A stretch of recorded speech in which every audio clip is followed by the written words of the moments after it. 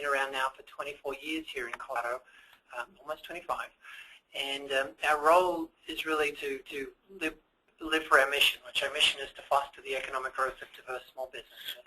When we were created by the community back in 1990, we were created to provide better access to the SBA 504 loan program.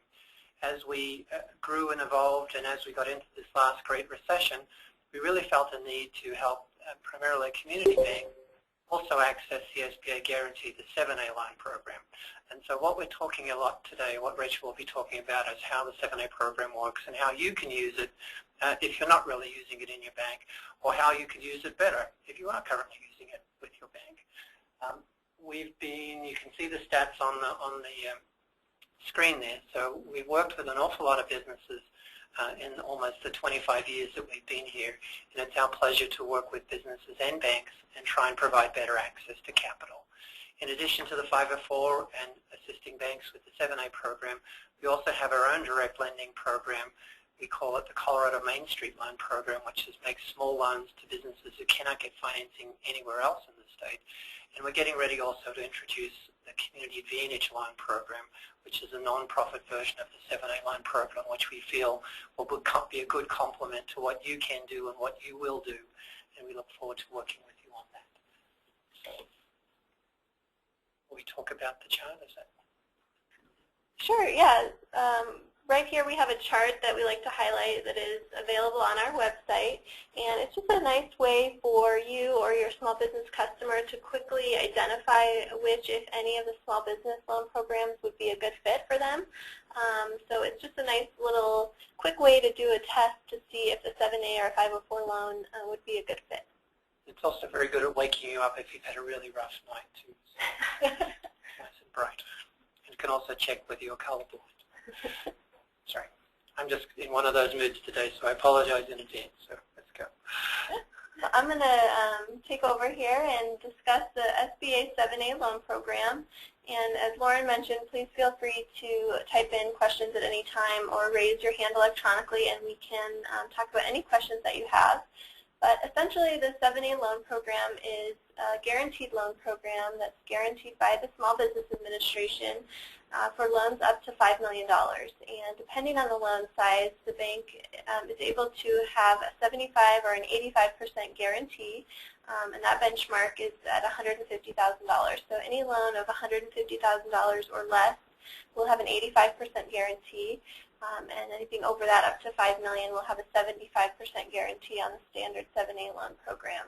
And a good thing to note, right now through the end of the fiscal year, which ends September 31st, any loan that a bank does of $150,000 or less currently has the bank participation fee and the SBA guarantee fee waived. So because of the performance of the portfolio and the current performance of the SBA loan program, that has been waived for this fiscal year, and we hope that it'll be waived again next year, but that remains to be seen. But so if you have any of those smaller dollar loans, be sure and get them approved prior to that September 31st date. You have a month. And I do nerdy asides here, just in case you haven't noticed here. So just to let you know that 59% of all of the SBA 7A loans in the United States are $150,000 or less.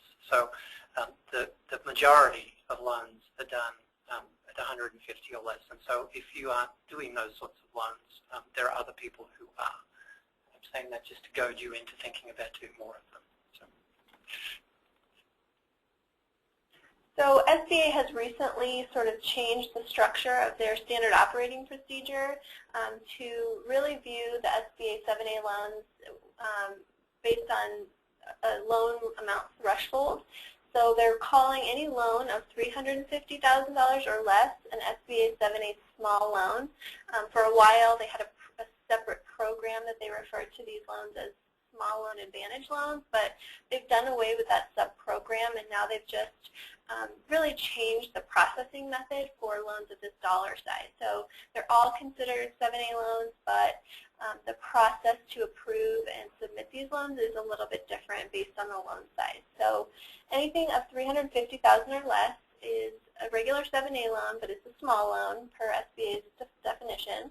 And what that means is the lender or lender service provider can do a pre-credit scoring of these loans. And SBA has created a proprietary system in their electronic submission site that that credit scores the loans.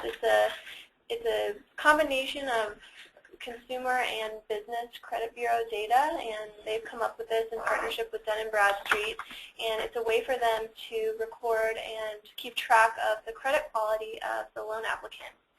That's part of the reason for the fee waiver that I mentioned previously, because they've been able to really effectively monitor the credit quality of all of the loans that are guaranteed.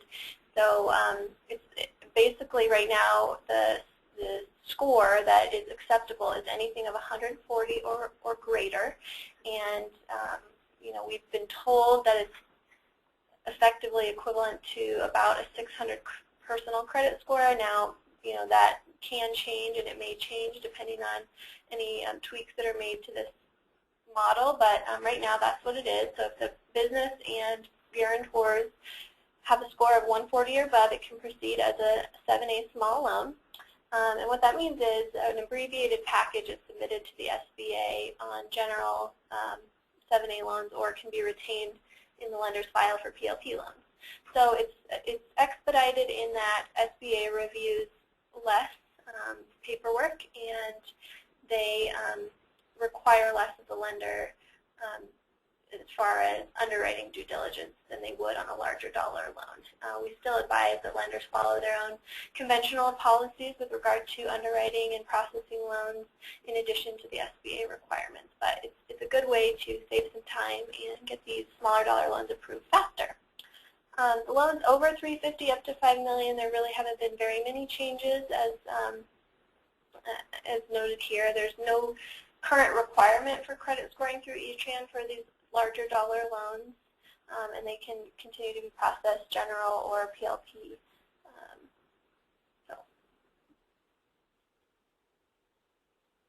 And as many of you probably know, the 7A program can be used for a variety of purposes, really any general business purpose. Probably the majority of the loans that we see involve some component of debt refinance. Lots of business acquisitions are financed this way. It's a great mitigant to the risk involved with business acquisition, so we see a lot of those. Really a blended use, but working capital is common, leasehold improvements for businesses that aren't ready to purchase their real estate, or it can be used for buying, building, or renovating owner-occupied commercial real estate as well. Primarily owner-occupied. And again, the thing there too is if someone's looking at using any of the SBA programs to buy real estate, they'll mostly be occupying it. The test is 51% of the interior square footage, with some exceptions depending on whether or not there are some things outside that they need for their business, like a canopy for a gas station, stuff like that.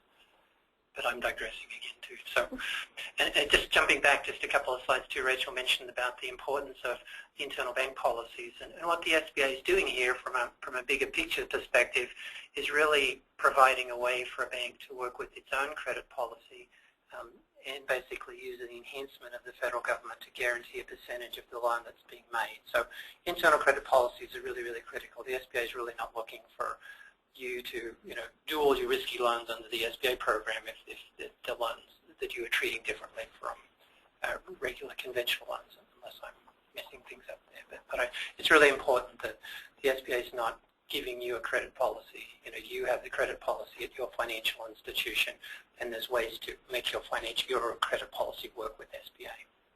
Yeah, thanks, Mike, and that's a great segue into business acquisitions because, from a general standpoint, business acquisitions are eligible under the 7A program, but the SBA has specific parameters and framework for how these have to be structured in order to be SBA eligible. So, for instance, a great example of a business acquisition that would be eligible would be, two dentists that have a dental practice and perhaps one is getting ready to retire and the other 50% owner wants to buy their ownership interest in the dental practice. So that is absolutely eligible. The business valuation would need to support the purchase price, but as long as the other partner is going to maintain 100% ownership and he'll be acquiring that through the acquisition, that is a perfect structure for an SBA 7A loan. Now, one that would not be eligible would be, say there are 3 dentists and one wants to leave and sell his third ownership to an outside third party who wants to come in and buy a third of the business. That would not be eligible because SBA would view that as benefiting more that individual dentist rather than the practice as a whole. So that's just kind of a good little test to keep in mind when considering eligible structures. We see a lot of business acquisition loans sort of happening around Colorado at the moment. It's actually not unusual when you come to the sort of the back end of a big recession like we've had. But it seems like from what we hear from lenders and just the activity that we see here through our office, there are a lot of business acquisitions happening in Colorado. Some of the buyers, many of the buyers are actually coming from out of state. And so there's a really interesting not churn, but a really interesting evolved movement in businesses changing hands at the moment. I interrupted the example, so back to the example. Yeah, so we like to feature some of our success stories and small business owners, and here we have Dalmatian Fire Equipment. They're one of our borrowers that we honored at our annual events this year in January, and the 7A loan was used to acquire stock in a corporate restructure scenario. So it was a pretty good-sized loan, almost $700,000, and it was used for corporate restructuring of existing partners. So it was a great use of the program, and it helped keep a great business in place and retain some jobs. And they both look very happy, which is the most important thing. Another common use of the 7A program is for franchise financing. We see a lot of these, and the SBA has partnered with an organization called FranData to create what they have dubbed the franchise registry. And what that means is it's basically a list of all of the franchise agreements that SBA has reviewed and deemed to be acceptable with some fixes. So, for instance, they may review a franchise that they think, the franchisor induces too severe control or has some affiliation issues, so they require an addendum to be executed as part of the franchise agreement to make it SBA eligible. So lots of times we'll see franchise agreements, as long as they execute the SBA written addendum, then it's eligible, it fits all of SBA's parameters, and they can move forward. Just because a franchise is not listed on this registry does not mean it's not eligible. It either means the SBA just hasn't reviewed that particular agreement, or the franchisor has decided not to be listed there because there is an annual fee associated with that. So they may just elect not to be listed there, maybe because they don't have a lot of SBA borrowers or they just don't want to incur that cost. It's not an end-all, be-all list, but it's a great starting point to determine if your applicant has been, it's just a good head start if it's listed there, but it's certainly not the final list. And the SBA, of course, has their own definition of what a franchise is independently of the Federal Trade Commission, which is the authority that regulates true franchises.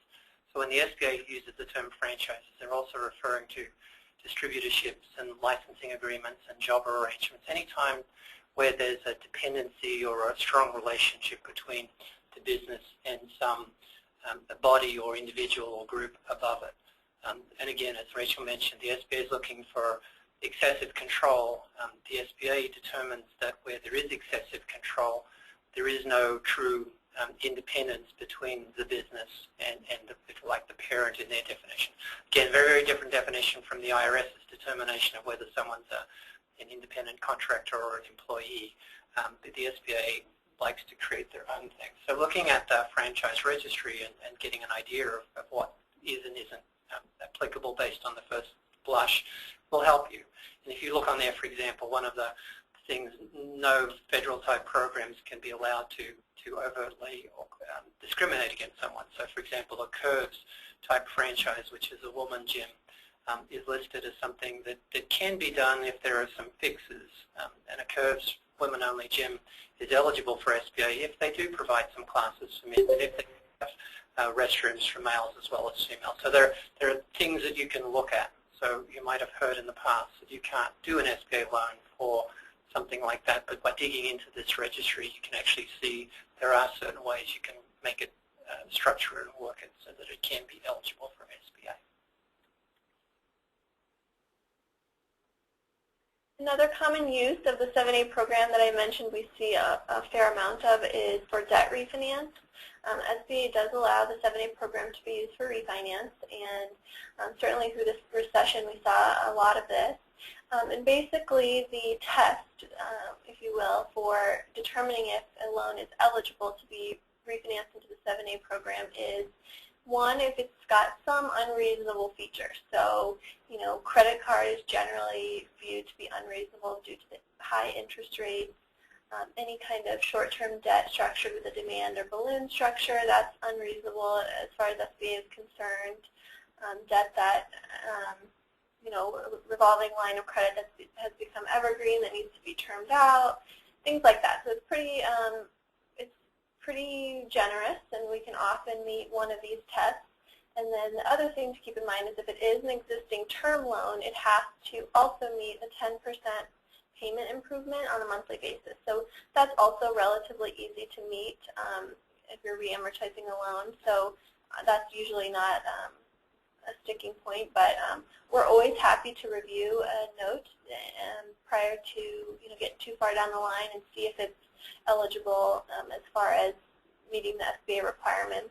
Another thing to keep in mind is it has to be business debt, so it really needs to be in the business name, shown on the business balance sheet, or if it's not, there's got to be some really good documentation about how it was used for the business.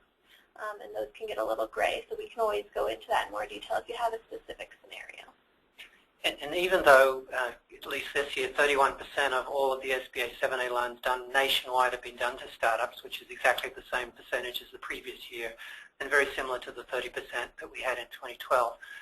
The vast majority of startup early-stage businesses, aren't accessing, for various reasons, or unable to access the SBA programs.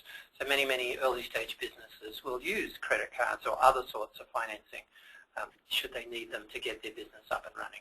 So looking at the refi aspect of the 7A program, it's huge in the sense of what you can do. It also is a good feeder in, so if someone can't get an SBA 7A loan for their early stage business, they may be able to work with a community development financial institution or a microlender and get a loan at a higher interest rate.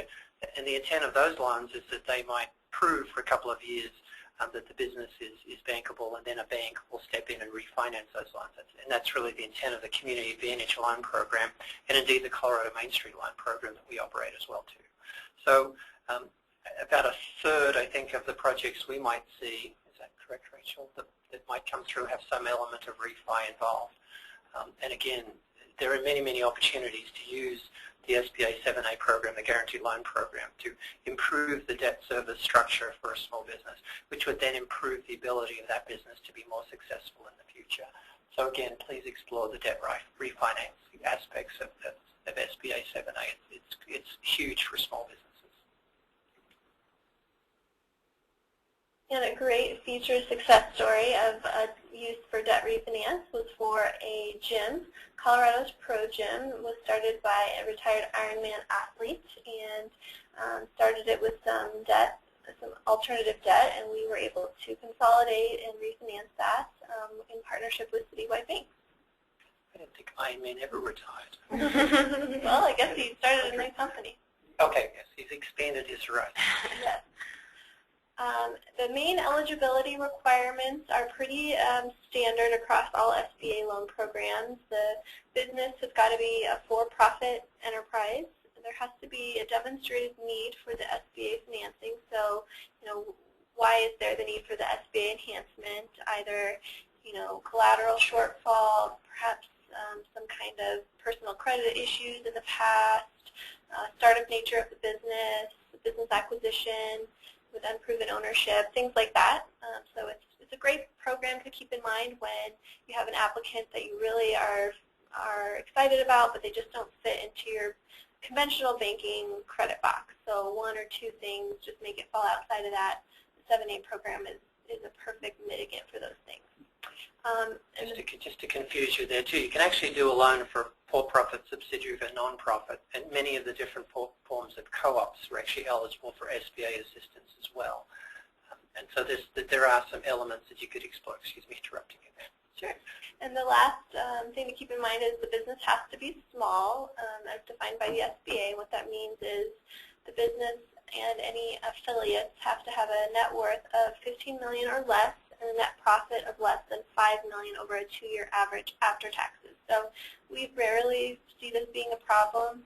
When it is, it's usually because our applicant has several large affiliated entities and they get close to the net worth maximum, but it's very rare that we see this being a problem. It's a very generous size limit, I think. So we have a little poll question here for you guys. Exciting interaction. What 7A loan request do you see most often? I'll launch this poll for you right now. Give you guys a few minutes to answer. And we'll watch you on our secret video and see what you're putting. We need some background music. Yeah, we do. Also, if you have any questions at this time, this would be a good time to ask them.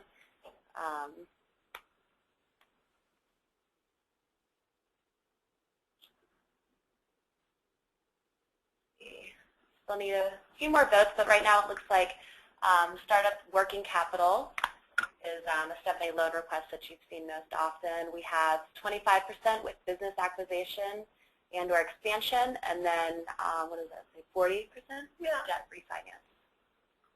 Yeah, so it's pretty similar to what we see. Startups comprising the most of the request, and then some debt refinance and real estate being the second most common.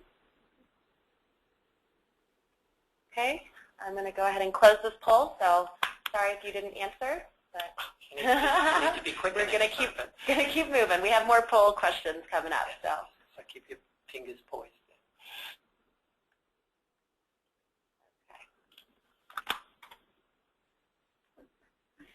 So something that might interest all of you are what are the costs and fees associated with the 7A loans. It's always good to keep in mind that there are two main fees associated with the 7A loan. The upfront guarantee fee, which is paid to the SBA to help pay for the program. And currently the 7A program is self-supporting, and so that's really great for the ongoing viability of the program, and part of that is due to these fees.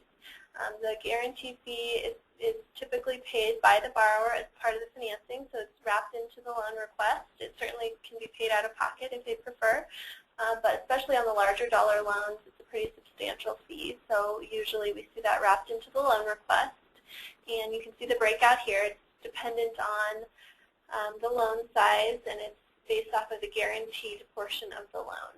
And as I mentioned before, through the end of September, fees for the small $150,000 or less loans are waived for both the bank and the small business. The ongoing guarantee fee for the bank is a fee that is charged to the bank. It's not to be passed on to the small business borrower, so we recommend you keep that in mind when setting the interest rate within the program maximums. It was reduced last year from 55 basis points to 52 basis points. So again, another positive effect of the credit scoring model that SBA has been able to implement. And this rate will remain the same through the life of the loan. So if it goes up, after your loan's been approved, you keep the basis point fee that was implemented when you got your loan approval. And it's always in the loan authorization if you want to check and see what that might be. And you can see that the SBA is following the same logic that the IRS uses here. So the more you want to borrow, the greater the fee. And so essentially that's allowing the larger loans to help perhaps subsidize or work with the smaller loans. And it's also the SBA's way of encouraging the people who need a lot more money, who are likely to be a lot more bankable, to look at programs outside the SBA. And here is me with my irrelevant statistics again. If we look at the average loan size is really creeping up in the SBA guarantee program. If you look at the PLP lenders, which is the delegated program of 7A lending, the average loan size is now up to $912,500. So you can see that with an average loan size like that, and roughly the 3.5% of a portion of that is basically helping to provide some cash to indeed make this program self-sufficient. And and independent of the need for any subsidization by taxpayers whatsoever. The average loan size overall for the non-delegated lenders and the delegated lenders is much, much less. It's closer to $360,000. But again, the reason for that is that really 59–60% of all of the loans being done under the program, which are all pretty much done by delegated lenders, are being done under $150,000. Oh, I scared someone away. I did that a lot. I apologize. We'll go back to Rachel now. And to follow up on the fees, the interest rate and terms are really dependent on the maturity and the loan size. Most of the loans that we see will be 7 years or more, and they'll have a rate that you can do a variable or a fixed interest rate, and most of our lenders use Wall Street Journal Prime plus 2.75. You can use 2 other variable base rates, but those are lower right now. So typically it's Prime plus 2.75, so that'll be a starting rate of 6. Those can be adjusted as frequently as monthly or as infrequently as every 3 years or quarterly. Really, there's flexibility with how often you adjust. The fixed rate option is also available, and that would be fixed for the life of the loan. And for the month of August, for the same size and term, the maximum fixed rate is 8.13%, and that's been going up a little the past 3 months. So, you know, you can charge, certainly you can charge under that, but that's the maximum SBA allows for a fixed rate. And then as far as term, really the term of the loan is driven by the use of the loan funds. You know, maximum you can go up to 25 years on real estate loans. You can go up to 10 years on, you know, working capital or business acquisition loans. You can certainly do a blended term if you have a combination of uses. You can do a 3-year term on a piece of equipment if the repayment supports that. So it's pretty flexible with maximums implemented. And as far as equity injection goes, this is a question that we get a lot. You know, what's the minimum, or what's the standard? Well, SBA really doesn't have a required percentage of equity injection for projects on the 7A loan. However, you know, they do really defer to the lender's prudent lending policy. So, you know, as a general rule of thumb on a startup or a business acquisition loan, you know, 10% is acceptable and probably standard for a lot of our community lender partners. However, there's flexibility with that. So, you know, that can be funded from, you know, if it's a business acquisition loan, if a seller is willing to do a seller carry on full standby for 2 years, and the borrower has an additional 5% cash in to put down, combination of that getting you to 10%, you know, that's a way to meet that rule of thumb and also satisfy the bank and the SBA's credit policy. So there's not a percentage, but really just following your own general policy is a good practice. Yeah. So again, re-emphasizing on the rates and the terms, the SBA is setting maximums that you can look at. It's really up to you to decide what is appropriate for you. And then on the down payment, the equity, again, no specific rules, but you need to be, whomever your regulator is, you know, commercially reasonable and prudent in what you do. And so that's going to be driven more by you than by anyone else. So bear that in mind. There's also an element, I don't think we really talk about it at this presentation here, but given the fact that quantitative easing is pretty much going away, and the fact that there is a big demand for securitization or securitized instruments, there are many lenders who will actually do SBA guaranteed loans and then sell a guaranteed portion onto the secondary market. So if you do have a $1 million 7A loan and you have a 75% guarantee, then $750,000 of that loan is 100% guaranteed by the federal government. So there are definitely people who are interested in acquiring those loans, securitizing those loans and selling them onto the secondary market. And you can earn premiums for doing that, and of course the secondary market would like you to be closer to the maximum interest rate and maximum variability on these sort of loans to get you the maximum premium should you sell those loans.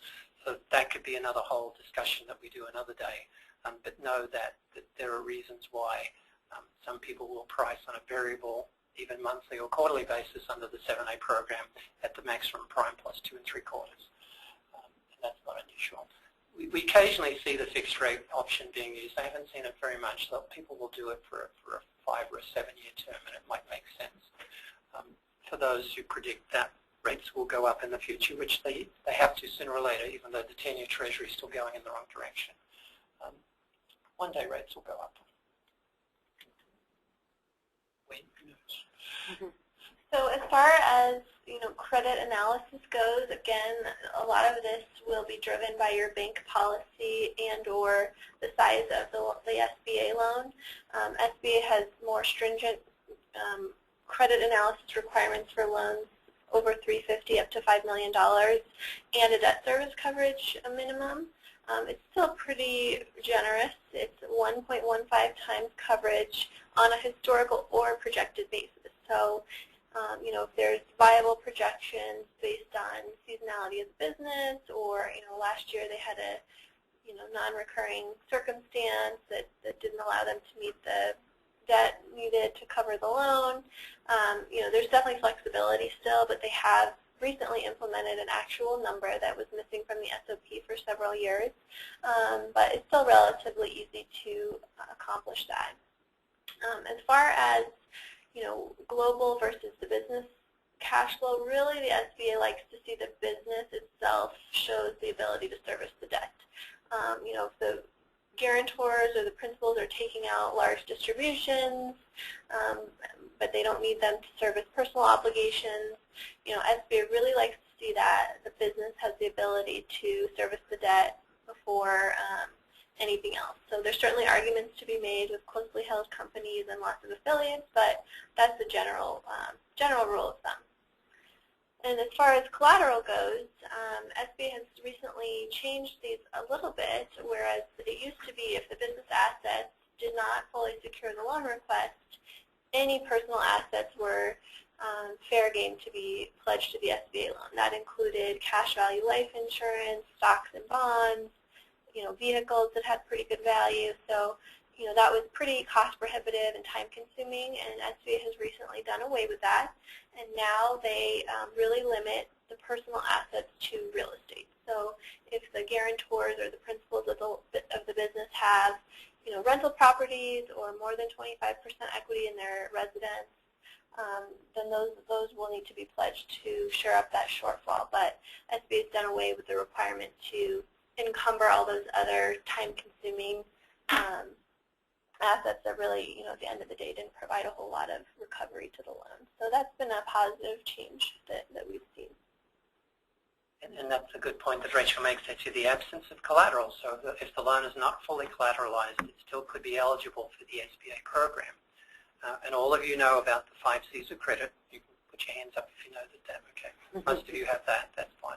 So the role of the SBA program is that obviously it's ideal to have 5 C's of credit, but there are circumstances and situations where there may only be the 4 C's. The collateral may not be there. And so the SBA program can still work in those situations. And just like we were talking before, those terms and interest rates are maximums. Here the SBA in their guidelines is setting minimums. It doesn't mean that you as a lender are obligated to do exactly the SBA requirement, because you have internal policies that might say that instead of 1.15, you might want 1.25 or 1.2, whatever your policies are and how you then mesh them with SBA. So the SBA sets the perimeters or the limits, and then it's up to you as a lender to work with whatever makes most sense for you and the culture that you have in your particular institution. But don't get hung up on the collateral. The change where you no longer have to take titles to cars and all sorts of other things is huge from SBA's perspective. So it makes it easier for you to now work with perhaps earlier stage businesses and less sort of servicing type requirements on the back end to maintain those loans, so which is really good. Yeah, and another item that we like to bring up is with regard to life insurance. SBA has changed the requirement with life insurance almost every year that I've been involved with SBA, and so I like to always give the latest on life insurance requirements. But typically, if there is a business that is really dependent on one person to run the business successfully, SBA really wants life insurance on that person, whether it be for the full loan amount or whatever the collateral shortfall is, or just a standard amount that they currently have in a policy.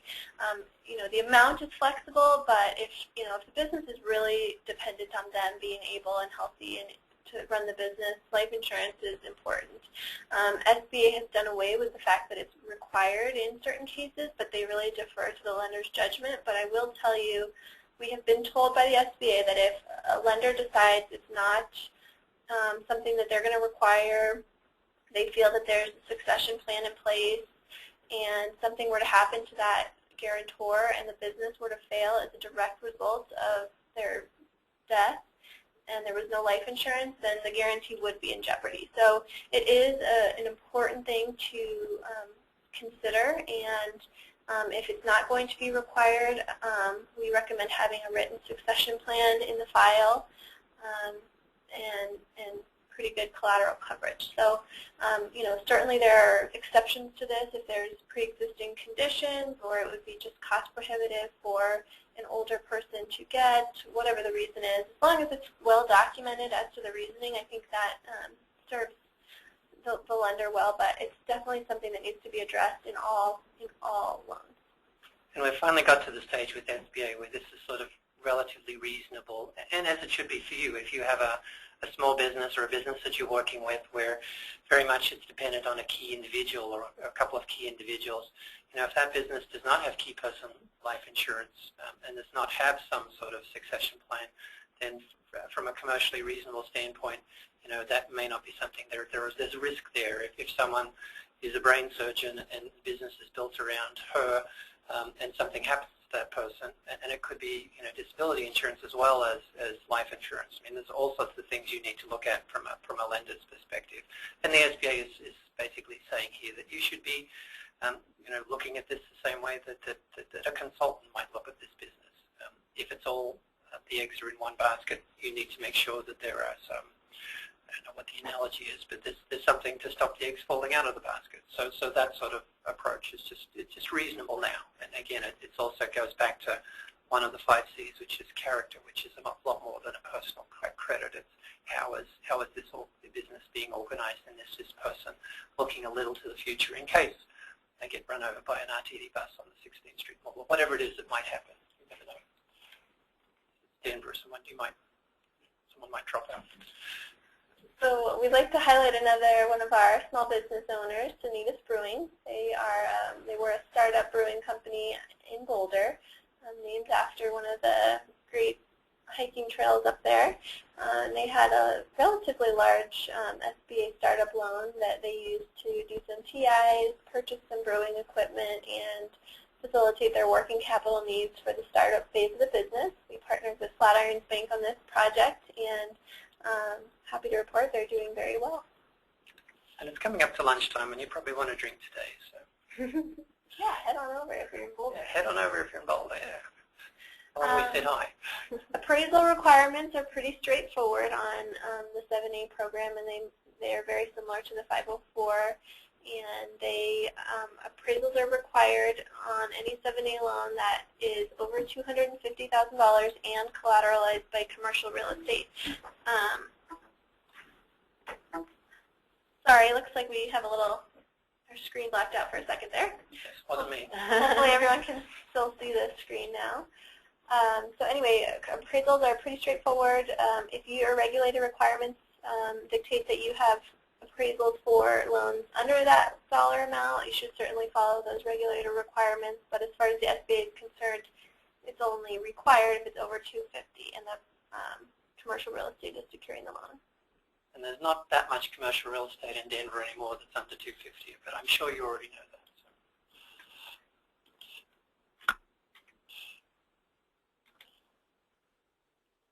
All right, so we're just going to get a little more feedback from our attendees and ask how many 7A loans did you do last year? Get out my calculator here.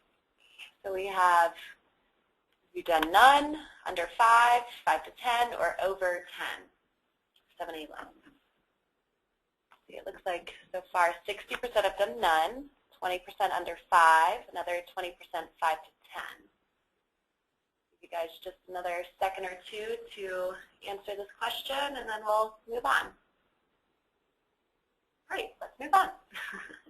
Congratulations to all of you who are working in the 7A world, and if there's anything we can do to help you do more of the loans, we'd be very happy to do that.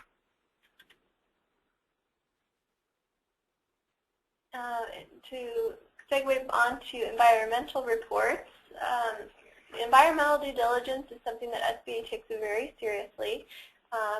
Environmental due diligence must be done on all commercial real estate taken as collateral for the loan, whether it's subject property or additional collateral that is zoned as commercial.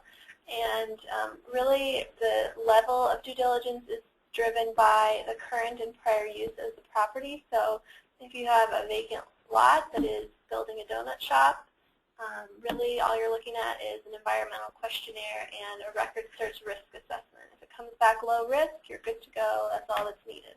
If we're doing an acquisition of a gas station or a dry cleaner, those are environmentally sensitive industries. So typically those will start with a phase 1, and then depending on the results of that, phase 2 might be required if there's remediation or additional items that need to be cleaned up.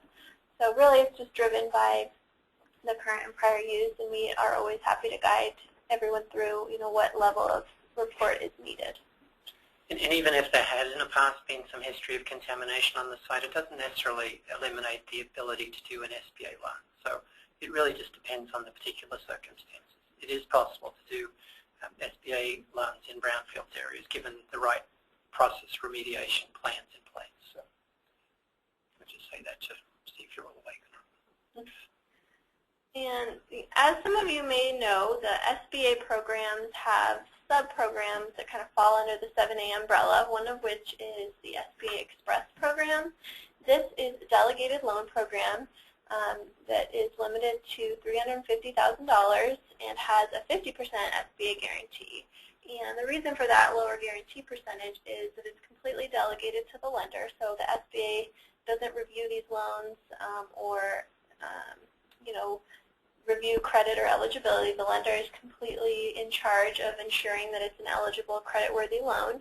And usually this authority is limited to more active SBA 7A lenders. So if you have any questions about how to become an SBA Express lender or how many loans it would take to kind of get you to that level, we can certainly discuss that with you or put you in touch with the people at the Denver District Office that can walk you through what requirements that would entail.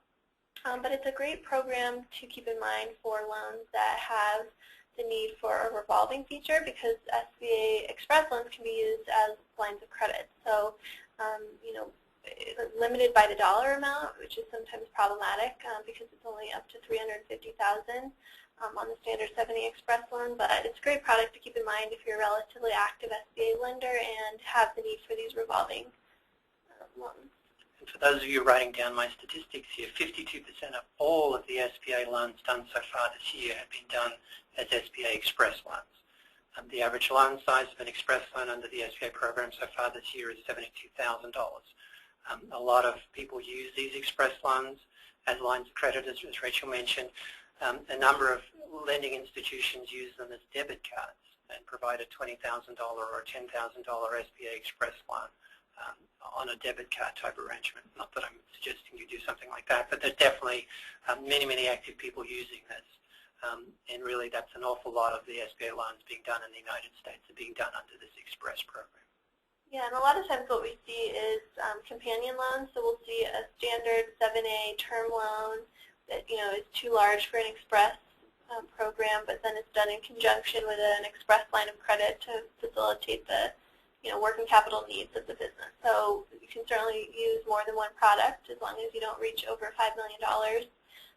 So there's also an export variation of this program that is the only program that still has a 90% guarantee for loans up to $350,000. So SBA is really trying to encourage more exporting, and this is one way that they do that. And only 2% of the loans the SBA has done so far this year have involved international trade or export. So you have plenty of opportunities to get much higher guarantees and to become the best friends of the SBA by doing more of these sorts of loans. To kind of supplement the Express program, the SBA has waived all fees to veteran-owned businesses under the SBA Express program. So they did away with the veteran loan program and just kind of absorbed it into the SBA Express program. So any business that's 51% owned by a veteran or an active duty military military, or a spouse of either of those groups can qualify for fee relief. So if you're going to do an SB Express loan to a veteran over 150 up to 350, they will also have their fees waived.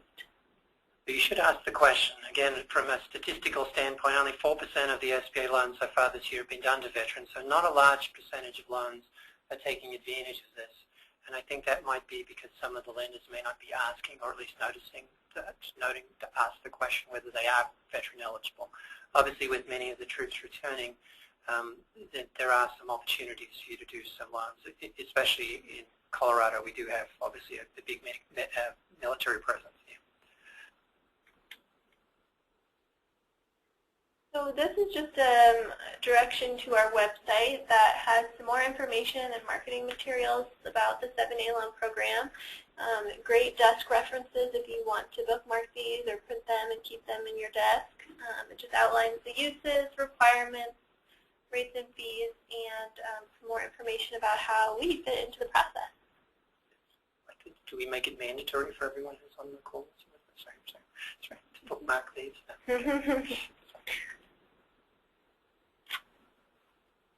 So yeah, I'm going to talk a little bit about how Colorado Lending Source fits into the 7A loan program. We are not authorized to provide 7A financing directly at this point, but we are available to assist banks with the 7A loan program. And we started doing this in 2009 as a direct result of our community lenders asking for some assistance with processing these loans. They wanted to be able to offer this product and may not have the in-house staff dedicated to SBA, or just busy with other commercial lending products. So we really provide that expertise to allow for a variety of lenders to offer this loan program. We work with 35 different lending institutions on these loans. Some do 1 a year, some do 6 or 8 a year. It really just depends, and we're happy with any and all volume. So if it's just a one-off loan that you think would be a good fit, that's exactly what we're here for. We also have an application and lender resource guide on our website that is another great desk reference. It goes into a little more detail for the lender as far as structure and eligibility goes. And then the back of that document also has all of the required SBA documents for the borrower. SBA has recently limited some of these forms, so that's been great. They've combined all of the different loan programs into one set of application forms. It definitely was some growing pains with that because I think they've issued 6 versions of the SBA 1920 this year, or the 1919. So if you ever want to ensure that you have the most recent current version, just go to our website and download that and pass it along to your customer. But we always ensure that we have the most recent application forms up there with slight variations, whatever they may be. So it's a good way to know that you've got all the forms and information that you need to start the application process. And we should also mention that SBA.gov, a website, is the SBA's website, and you can find a lot of information about the programs there, including the forms.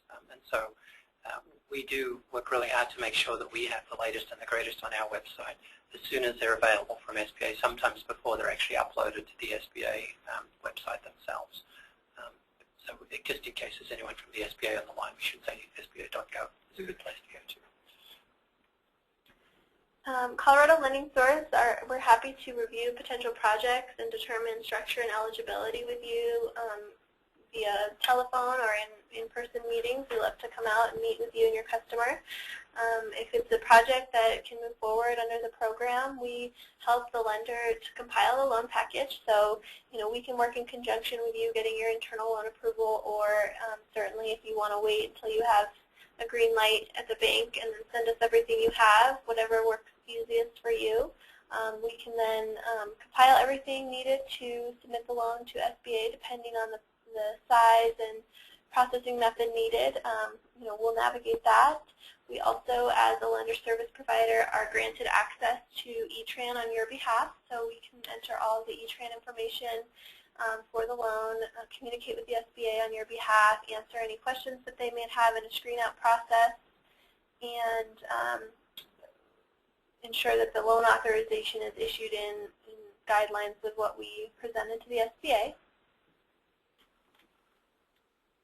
We also, on the back end, once the loan has been approved by the SBA, provide assistance with closing the loan. We put together a closing checklist and file guide and all of the required SBA closing documents for the lender to use if they wish. It's just a way that we put in layman's terms everything that's outlined in the SBA authorization to ensure that you close your loan in accordance with program guidelines. And then for the life of the loan, if we're engaged on the front end, we will assist with any servicing actions, 327 notifications, E-Tran input on that loan. So if the interest rate is being reduced, or the term is being extended, or a guarantor needs to be switched out for the life of the loan, we will help the lender walk through that or submit any 327s on your behalf. So to finish up, we'd like to get some feedback as to what topic you lenders would be most interested in learning about in future webinars. So if you wouldn't mind answering these following questions. One last poll question. Let's see what you all are more interested in. SBA credit underwriting requirements, the SBA cap line program, benefits and drawbacks, or more details on SBA requirements. Serious topics. We don't have any funny topics. Yeah, next time we should ask about if you prefer a gnome or an elf. Okay. Can't get into this politically charged discussion. A little way too political. Okay. While you're doing that, just before we did this webinar, Rachel and I were looking at an FDIC press release that was sort of talking about the state of the banking industry in the United States, and many of you probably saw this too, but the statistics I pulled out of that was 93% of the banks in the United States are considered community banks by the FDIC. They're all insured, of course. But they only control 13% of all of the bank assets in the United States, yet they do 45% of all of the small business loans.